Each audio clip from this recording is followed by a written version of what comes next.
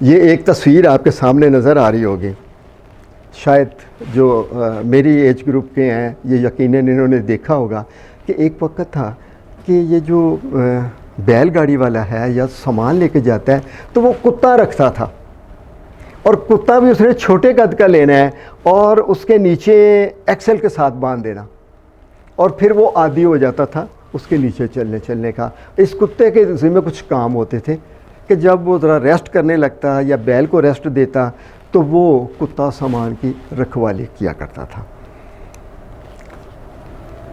कुत्ते ने नोट किया कि मालिक सबसे पहले बैल खोलता है, उनको खुराक देता है, पानी पिलाता है, फिर खुद खाता है और सबसे आखिर में मुझे देता है खाने के लिए। एक दफ़ा, दो दफ़ा, तीन दफ़ा उसको ये गुमान हो गया कि ये बैलगाड़ी तो मैं चला रहा हूँ, मैं उसके नीचे जा रहा हूँ ना, बैलगाड़ी मैं चला रहा हूँ तो ये तो मालिक मेरे साथ ज़्यादती कर रहा है। अच्छा, मैं देखूँगा अब कैसे ये जाती है बैलगाड़ी आगे। लो जी, वो जब थोड़ी दूर जब मेन सड़क पे आए तो आधा रास्ता तय हुआ तो वो आराम से बैठ गया, और जब देखा कि बैलगाड़ी आगे निकल गई है तो वो ऐसे देखता ही रह गया।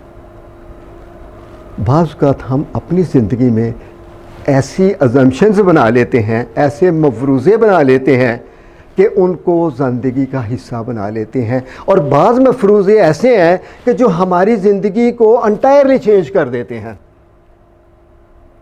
लास्ट टाइम मैंने वो शेयर भी किया था, मैंने एक मफरूज़ा बना रखा हुआ है आज से कुछ 42 साल पहले का, कि जो काम नहीं आता सीख लो, जो काम नहीं आता सीख लो, और अल्हम्दुलिल्लाह उसने मेरे को पर असर किया।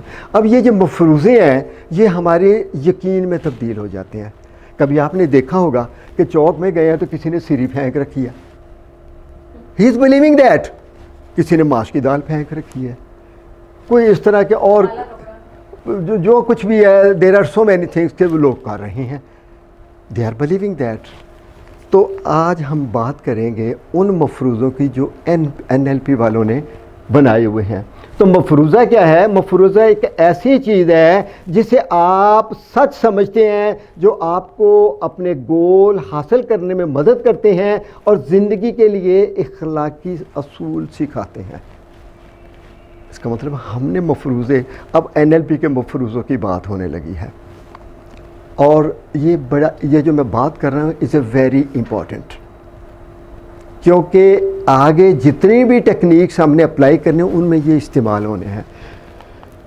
सो पहला मफरूज़ा, if one can do every one can learn that. और अगर आप अपनी रोज़मर्रा की ज़िंदगी में देखें तो आप ये कर रहे हैं। शायद आपके इल्म में है कि आप सब ने दुनिया का मुश्किल तरीन काम सीखा हुआ है, लेकिन कभी आपने अपनी उस एबिलिटी का एहसास ही नहीं हुआ। और वो कौन सा काम है? वो दो टांगों पे चलना। आज तक किसी बच्चे को देखा है वो इतना कमिटेड होता है कि जब तक वो दो टांगों पर चल नहीं लेता वो छोड़ता नहीं है। तो क्या किया? ये मॉडल किया आपने, दूसरे लोगों को देख के किया। आप कार चला रहे हैं, दूसरे लोगों को मॉडल कर रहे हैं, तो इसका मतलब है कि ये प्रीसपोजिशन जो है ये हमें एनर्जी प्रोवाइड करता है। मैंने कहा जी अगर प्रोफेसर साहब बोल सकते हैं तो मैं भी बोल सकता हूँ, शहरयार साहब लिख सकते हैं तो मैं भी लिख सकता हूँ। और ये प्रीसपोजिशन आपने अपने इस NLP की सब टेक्निकों में अप्लाई भी होना है। कुछ तो कर चुके हैं और कुछ आगे भी होना है। तो पहला, if one can do every one can learn that. Then if you can do something one time, you can do it again and again and again and again. अगर आप महरान चला सकते हैं तो आप करोला भी चला सकते हैं, अगर आप करोला चला सकते हैं तो आप होंडा भी चला सकते हैं। अगर आपको याद होगा, सबको याद होगा कि पहले वो आप बटनों वाले मोबाइल यूज़ किया करते थे, लेकिन जब ये आया तो फिर आपने ये भी चलाना शुरू कर दिया क्योंकि मैंने मोबाइल यूज़ करना है। तो if you can do something one time, you can do it again and again and again. और फिर अगली बात है, mind and body is a one system, और ये आपके साथ बीत रही है। साइकोसोमैटिक डिसऑर्डर क्या है?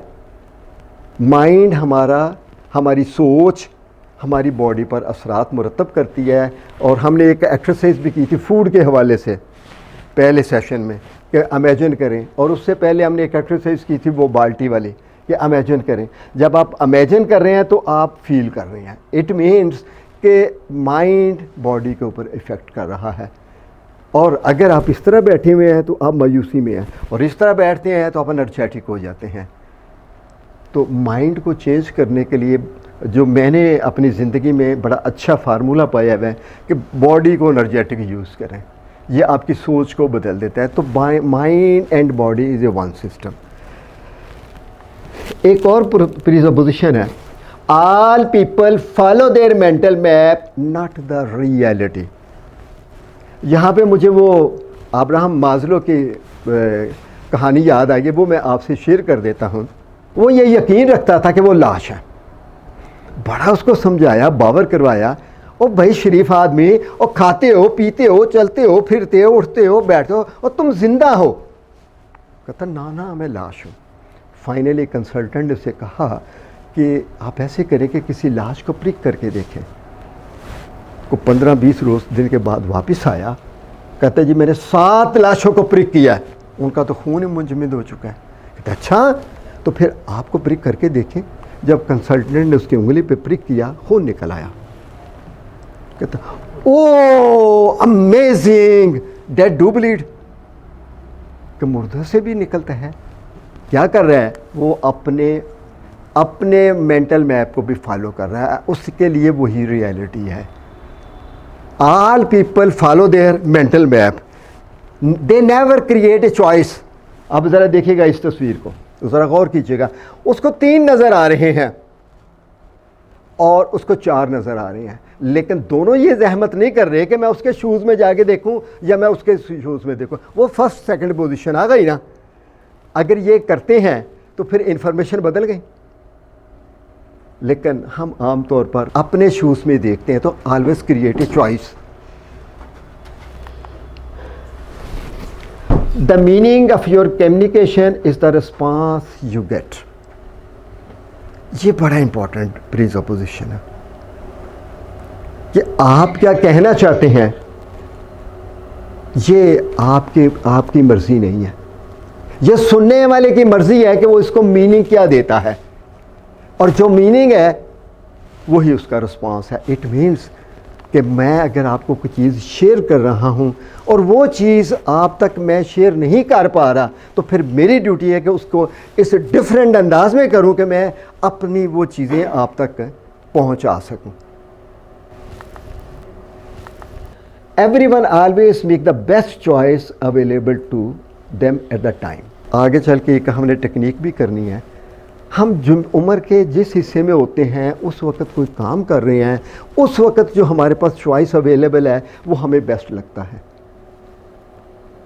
अगर मुझे ये लगता है कि मैं यहाँ पे प्रोग्राम करूँ तो मेरे पास अवेलेबल ये है, उसमें से मैंने चूज़ किया। कल को शहरयार साहब कहते हैं यार ये तो जगह इतनी नहीं अच्छी, फ़लाँ जगह तो बहुत ही अच्छी थी, अगर उधर कर लेते। लेकिन मैंने इस वक्त फ़ैसला किया जो मुझे अवेलेबल रिसोर्सेज हैं। इसी तरह जब बंदा कोई फ़र्द जो किसी सिचुएशन में से गुज़रता है, उस सिचुएशंस में वो उसी हिसाब से उसको मीनिंग भी दे देता है जो उसके पास अवेलेबल है। जो अगर आपको कहा जाता है कि जी आप हमारे कॉलेज में सिर्फ अकाउंट्स पढ़ाया जाता है और आर्ट्स पढ़ाया जाता है, अब उनमें से 2 चूज़ करने हैं आपने, तो वो अवेलेबल सोर्सेज है। फिर आप या उस जगह को बदल देते हैं, कोई और जगह पे चले तो चॉइस और है, फिर आप उस हिसाब से चूज़ कर लेते हैं। सो मतलब है कि जो बंदा उस वक्त चूज़ कर रहा है, जिस वक्त आपने शादी की उस वक्त आपने जो चूज़ किया, उस वक्त अवेलेबल सोर्सेज के तहत आपने सही फैसला कर लिया, लेकिन लेटर ऑन उसके रिज़ल्ट और हो गए। लेकिन उस टाइम पे ठीक हुआ और बाद में जो हुआ वो एक अलग इशू है। सो हमें पास जब अवेलेबल इंफॉर्मेशन होती हैं, सादा अल्फाज है कि जो अवेलेबल इंफॉर्मेशन होती हैं उस टाइम पे हम उनको अपने तौर पे बेहतर अंदाज में इस्तेमाल करते हैं। और फिर उसके बाद इंतखाब करना, having choice is better than having no choice. ये जो हम NLP की टेक्निक्स अप्लाई करते हैं, एक्चुअली हम चॉइस क्रिएट कर रहे हैं। फॉर एग्जांपल शहरयार साहब, आप कहाँ से आते हैं? DHA। और अगर आपको रास्ते में एक रास्ता बंद हो जाता है, आप पहले ही सोच लेते हैं कि अगर उधर से रश हुआ तो फ़लाँ काम का उधर से चले जाऊँगा, उधर से कर लूँगा तो उधर से कर लूँगा। अब पहले चॉइस क्रिएट करके रखे होंगे आपने। अगर वो चॉइस ना हो तो स्ट्रेस आ जाएगा। तो हमेशा किसी चीज़ को हल करने के लिए चॉइस क्रिएट करें। और हम जो NLP की टेक्निक अप्लाई कर रहे हैं, एक्चुअली उस क्लाइंट के लिए या अपने लिए चॉइस क्रिएट करते हैं। तो चॉइस हमेशा होना चाहिए। बल्कि और सादा मिसाल कर देता हूँ, आप एक दुकान पे जाते हैं, आपने एक कमीज़ ख़रीदनी है और बड़ी अच्छी आपको दिखाता है, कहते पर है मेरे पास एक ही पीस। अब आप देखिएगा कि ज़हनी तौर पे यहाँ पे क्या होता है, एक दिक्कत महसूस हो रही थी, यार कोई और देख लें। अगले पे जाते हैं, वो 3-4 दिखा देता है और दिखा दी, कहता नहीं यार वो पहले वाले की ठीक है। उस चॉइस आ गई ना आपके पास। तो always create choice for the client as well as for yourself. फिर उसके बाद ये बहुत इंपॉर्टेंट है, इट्स ए वेरी इंपॉर्टेंट। अगली आने वाली टेक्निक्स, हर टेक्निक ने इसमें शामिल होना है। Behind every behaviour there is a positive intention. बहरहाल इसका जवाब देने के लिए, बल्कि आपसे हेल्प भी हो जाएगी मुझे, और मैं अपनी आपको ज़िंदगी का एक वाक़या शेयर करता हूँ। इन 92 मैं अपने वालिदैन के घर गया हुआ था। तो मेरी वालिदा मोहतरमा को अल्लाह ताला उन्हें जन्नत नसीब करे, उनको डायबिटीज़ थी। तो मैंने एक दिन कहा, मैंने कहा अम्मी मुझे देना मीटर, मैं भी चेक करूं। मैंने चेक की तो वो मोर देन 300। मैं एकदम अलर्ट हुआ। वो उस वक़्त तो 42 एज है, यंग, कोई ऐसी बात ही नहीं।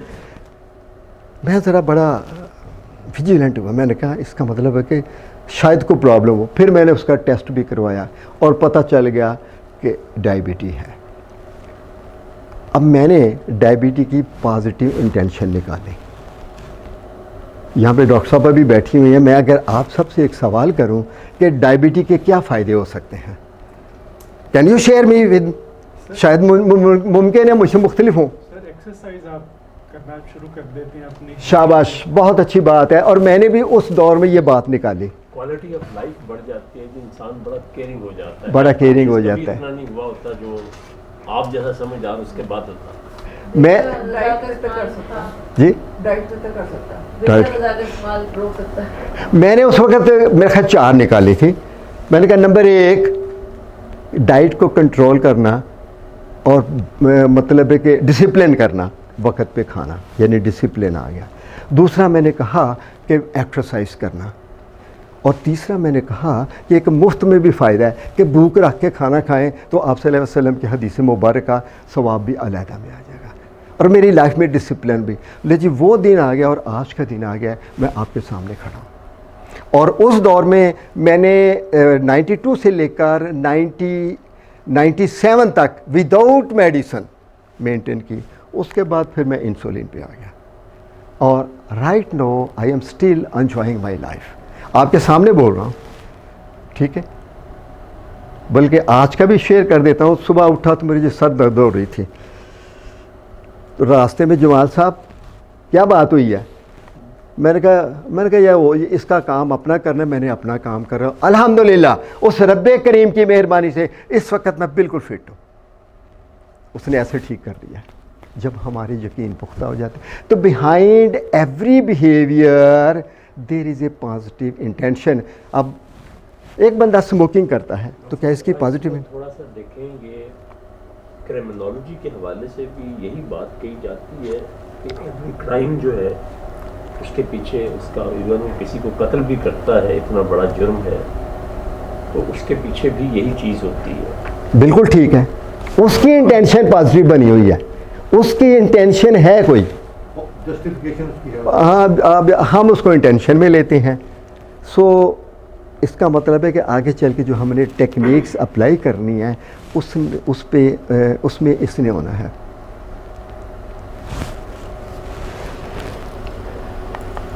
और फिर अगली बात है, there is no failure only feedback. नाकामी कोई नहीं है, सिर्फ एक राय है। शायद आपने एक एग्जांपल वो थॉमस एडिसन की यकीनन सुनी होगी कि 9,999 दफ़ा वो नाकाम हो गया। उसके साथी ने कहा यार छोड़ो, किस चक्कर में पड़े, वो 9,999 दफ़ा तुम नाकाम हो चुके हो।